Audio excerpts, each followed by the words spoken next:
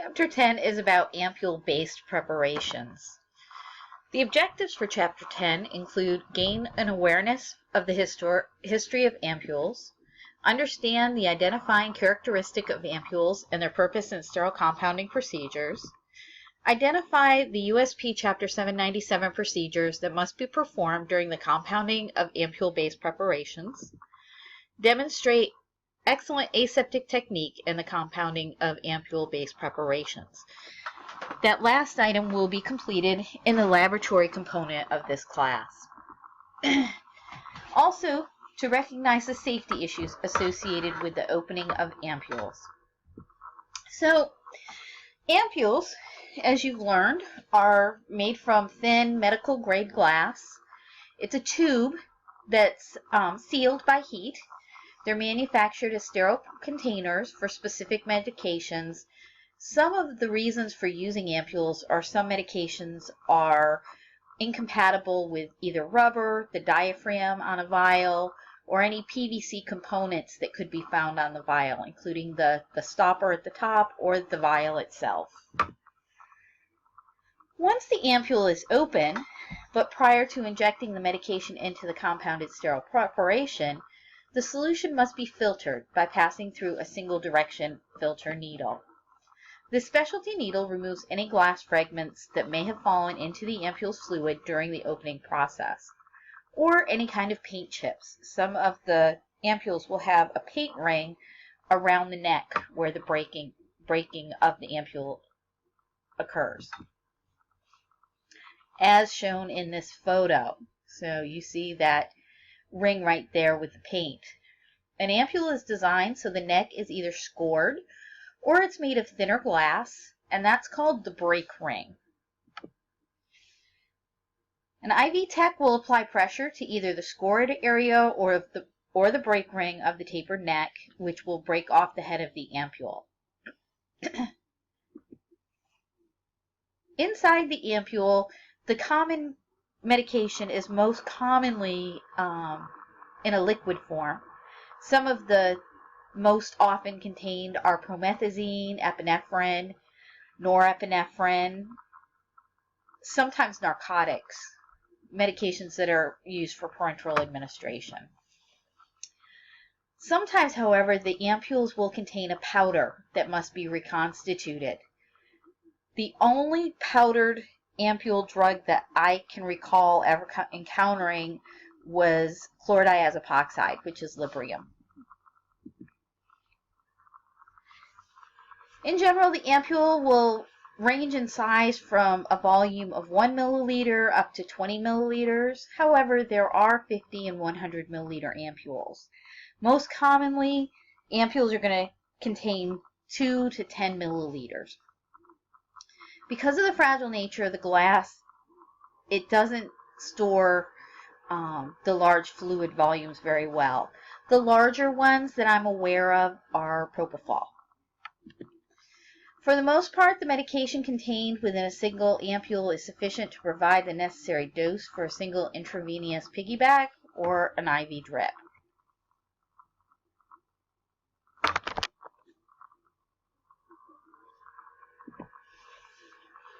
When preparing ampule-based preparations,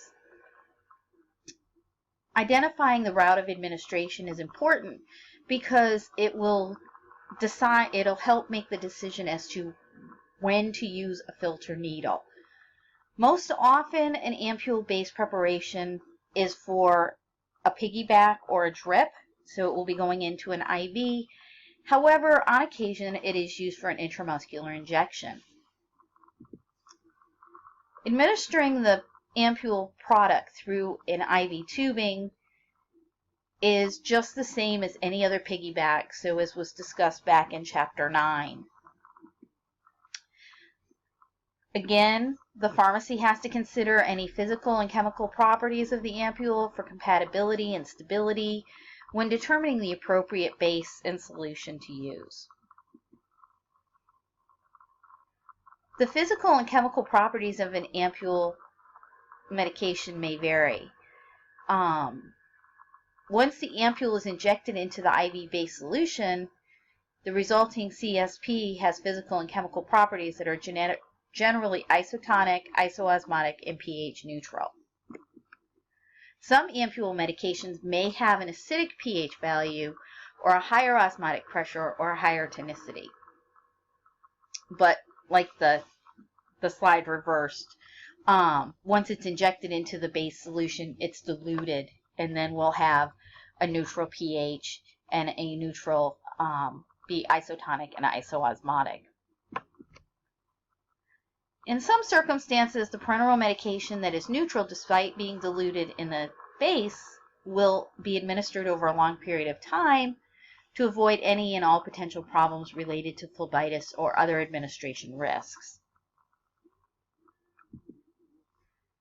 So, for example, the medication gentamicin, which is generally isotonic and pH neutral, is administered by piggyback over at least 60 minutes to avoid potential problems with ototoxicity and nephrotoxicity, which those are more prevalent with a rapid administration.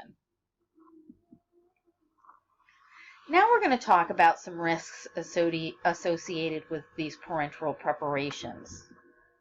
Specifically with an ampule, the preparation risk is unique that the presence of broken glass is on your workbench during the production of the product. So that could be a challenge or a risk factor. It creates a hazardous situation. That could be for both the patient and the IV technician. It's imperative that we use proper technique to protect our patient. During the breaking process, shards of glass can commonly deposit into the contents of the ampule. So we will need to use a filter needle or a filter straw to make sure that that glass does not get into the product that we're making. Another risk to the preparer is that you could crush the glass and it could cause broken glass in the area. It's easy to drop them.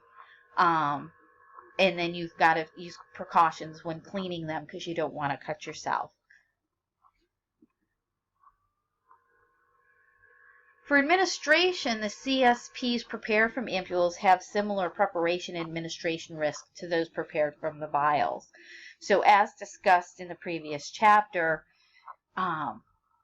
things like adverse reactions, phlebitis, thrombosis, embolism, Stevens-Johnson syndrome, all of those are a risk with ampule-based medications as well.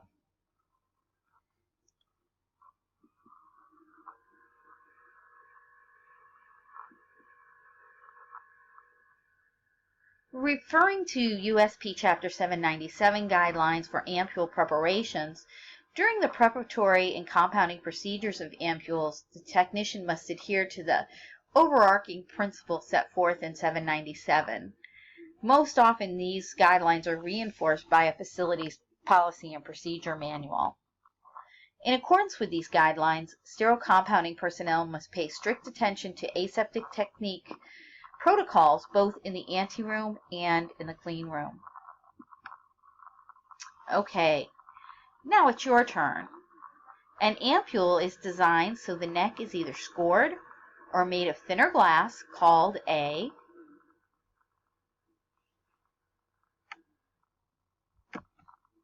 break ring. This specialty needle removes any minute glass fragments that may have fallen into the ampule's fluid.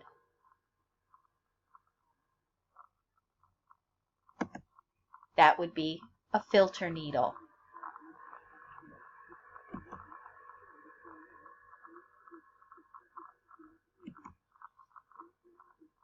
Let's now talk about our resources and supplies. So the essential supplies for compounding with an ampule is to understand the ampule as well as some of the specialty equipment that we'll be using. Many of the other components are the same as compounding a large volume parenteral or a small volume parenteral. Most of our essential supply items will be found either in the anteroom or the clean room. So first, let's talk about an ampule. Let's identify the parts of an ampule. First is the body. Ampule body is the base of the ampule. It's the largest portion, and it's the area that contains the drug or the sterile fluid. Next is the shoulder. The shoulder is the uppermost part of the ampule body just before it starts to narrow. And then we have the neck. So the narrowest portion of the ampule is the ampule neck, and the neck must be broken in order to access the fluid. At the top is the head. That's kind of a bulbish kind of portion of the ampule.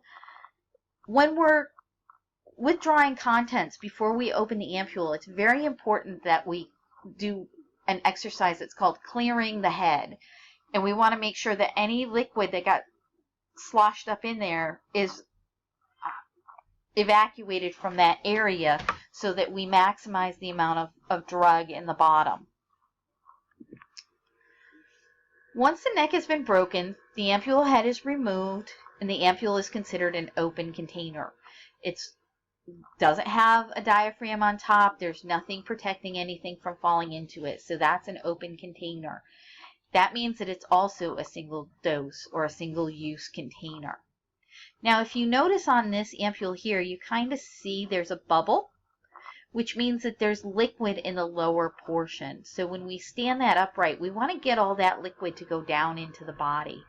This ampule that's broken up in the head, all there is a shadow where it's sitting on the workbench. There's no liquid in there at all. Now, how do we open an ampule and how do we do it safely? So there's a few different techniques that we're going to attempt. The most common one we'll talk about is using a gauze pad to protect yourself. But we'll try a couple of different techniques in lab. While employing these methods may seem to provide a certain degree of protection, these techniques can cause some problems. Some technicians slip small plastic caps called ampule breakers over the heads to help safely open them. Ampule breakers must be disposable, therefore some places will not purchase them because you're just throwing them in the garbage. Many technicians prefer to simply open an ampule with their gloved hands. Provided the ampule is opened using proper technique, this method is efficient and cost-effective and can be safe. I personally do not just use my gloved hands, but I use a IPA swab as another barrier. So let's talk about the apparatus that we use to filter the product to prevent those glass shards from contaminating the IV. So first let's talk about the different ones that we have. There are filter needles, there are filter straws, and there are filter discs. So we discussed that the first day of lab when we discussed the filter straw and the filter needle. Using a filter needle, when working with ampules, the most common type of filter needle is one that has a 5-micron filter. So here we have the regular needle, and here we have the filter needle. The needle itself is the same length, but you notice that the hub of the needle is much longer on a filter needle so that it can accommodate the filter itself. A filter straw is used when withdrawing a large amount of fluid, usually 5 milliliters or greater, from an ampule. It is single direction. We cannot inject into the IV bag using a filter straw. So we would use the filter straw to withdraw the contents, and then we would change to a regular needle to inject into the bag. When using a filter needle, it's the technician's preference. Oh, we'll come up to that in just a moment. This sterile hollow plastic tube attaches it doesn't attach to, yes, it attaches to a syringe and contains a 5-micron filter. So this end has a luer lock and attaches to your syringe tip. You withdraw the fluid from the ampule through the straw. Glass shards are trapped in the filter. The filter needle, and you can see here a little bit where that filter is, must be used with a regular or non-filter needle when compounding ampule-based preparations. It's your choice whether to use the regular needle or the filter needle first, and then changing your needle to inject into the IV piggyback. It depends on the viscosity of the fluid with the ampule and whatever your policy and procedure manual is. I generally withdraw with a regular needle and inject into the bag with a filter needle. Now, we're going to talk about base solutions. So, like other piggybacks, we have base solutions. Most commonly, your base solution is going to be normal saline, 0.9% sodium chloride, or D5W, dextrose 5% water. We're going to use these piggybacks. They have the injection port that's a tail. Our ampule, paying special attention to the critical site, so once we're open, we've got to be cautious about shadowing. Now let's talk about the anteroom procedures as we prepare for the lab. First, just as with our previous labs, we will verify the compounded sterile preparation label against the medication order. Once we've done that, we will perform our calculations, then determine the type, size, and number of supply items that are needed. We need to remember when we're gathering our supplies, using an ampule, you will need either a filter straw or a filter needle in addition to a regular needle. Once we gather those supplies, we'll clean them. Then we'll perform our garbing and hand washing, put on our gown, and now we're ready to enter the clean room. In the clean room, we will sanitize our hands using our IPA foam, put on our sterile gloves, and if appropriate, clean our hood. Now, the ampule-based compounding procedures, we pick the ampule up and gently tap or swirl the container. You've got to be cautious about flicking it with your nail, because if you were to hit this, it could actually snap off the head. But you want to make sure that all of the liquid drug is down here in the body and there isn't any in the head. So we need to clear the head. Then we're going to swab the neck and we're going to pinch it and turn the ampule in our hand. Then we're going to prepare our syringe. Once our syringe is ready, we're going to put that back down on our workbench, of course with our needle cap in place.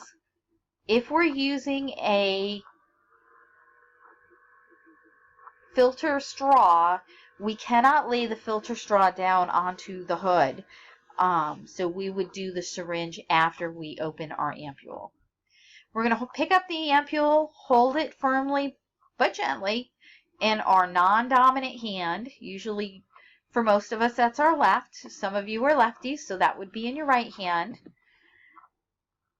Non-dominant, you're going to put your hand at the top, your dominant hand on the top, and kind of meet your thumbs, and you're going to snap the ampule open towards the side of the hood. It's kind of like snapping a pencil.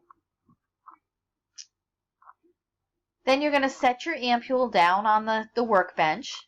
You're going to remove the needle cap, pull back. Well, I prefer that you pull back on the knob before you remove your needle cap. Pull back on the knob of the plunger with the thumb or forefinger of your dominant hand and hold the barrel of the syringe with the cap needle Oh, we missed a whole step.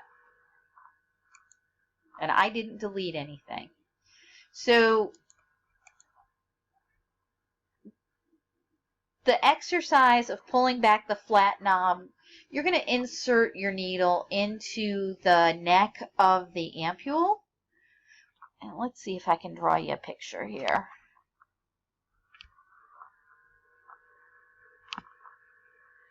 All right, so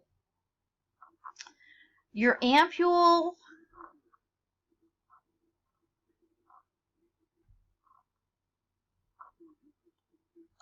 is open. Your needle is going to fit alongside, I should change colors. This will be your needle. It's going to fit along the shoulder of the ampule, and you're going to withdraw your contents. So when you're holding it, we call it kind of like the flying V. So this is a new technique. It will take practice, and we'll work on that in lab. Now, once you've drawn up the contents of the ampule, we need to clear bubbles. So to clear bubbles, you're going to hold the barrel of the syringe with the capped needle pointing upward. Tap the syringe barrel to get those bubbles out towards the syringe. So it's capped. Your air bubbles are in here. You're going to tap it to get those bubbles to go up. Then what you're going to do is you're going to pull down on the plunger to create a pocket of air. That's also going to bring any liquid that's been dislodged into the needle down back into the syringe. Then you're going to gently push up on the plunger till you see the liquid come into the colored part of the needle. Now you wouldn't have any bubbles. So it's similar to what we've been doing, but we're not doing it inside of a vial. If you've drawn up more fluid than is required for your desired dose, then we need to get the volume to the accurate amount. So we're going to need to expel the excess liquid out. We're going to either inject the excess fluid back into the ampule or expel the excess fluid onto a sterile gauze sponge. Once we have the appropriate volume of the drug in the syringe, we will need to change our needle. We'll attach the filter needle onto the syringe and place the regular needle next to the ampule for the pharmacist to check.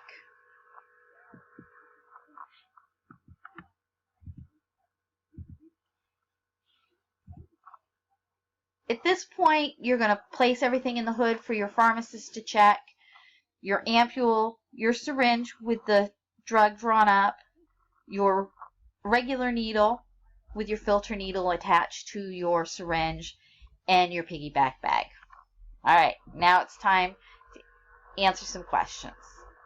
This is the name for the base of the ampule. That is the body. Next, when withdrawing a large amount of fluid, some IV techs use this. That would be a filter straw.